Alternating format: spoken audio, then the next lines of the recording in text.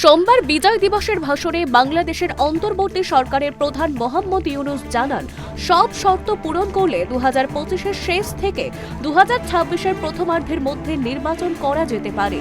পরের দিন ইউনূসের প্রেস সচিব ব্যাখ্যা দেন, 2026-এর জুনের পরে নির্বাচন হতে পারে বাংলাদেশে। নির্বাচনের যে সম্ভাব্য সময়সীমা জানিয়েছে ইউনূস সরকার, তাতে সন্তুষ্ট নয় খালেদা জিয়ার দল বিএনপি। বুধবার বিএনপি অসন্তোষের কথা জানিয়ে দিয়েছে।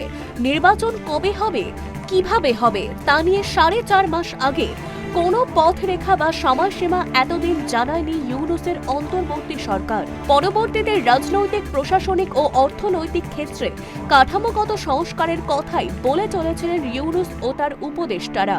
দ্রুত নির্বাচনের দাবিতে সরব হয়েছিল বিএনপি। নির্বাচনের জয়ের লক্ষ্যে মৌলবাদীদের সঙ্গে পাল্লা দিয়ে ভারত বিদ্বেষী প্রচার চালাচ্ছে বিএনপি। ভারতের পণ্য বয়কটের ডাকের পাশাপাশি বিএনপি আর মৌলবাদীরা হিন্দুদের বাংলাদেশ ছাড়া করার হুমকিও দিচ্ছে। মায়ানমারের আরাকান বাহিনীর কড়া নাড়ছে বাংলাদেশের দরজায়। সেদিকে নজর নেই ইউনূস সরকারের। দেশ বাঁচানোর চেয়েও নিজের ক্ষমতা বাঁচাতে যেন বেশি আগ্রহী ইউনূস। ক্ষমতা হাতে পেতে মরিয়া বিএনপি। মৌলবাদীদের লক্ষ্য সরকারকে নিজেদের হাতের মুঠোয় রাখা, বাংলাদেশকে মুসলিম রাষ্ট্রে পরিণত করা। মাদ্রাসার অনুষ্ঠান মঞ্চেও নজরে আসছে সশস্ত্র মৌলবাদীদের দাপাদাপি।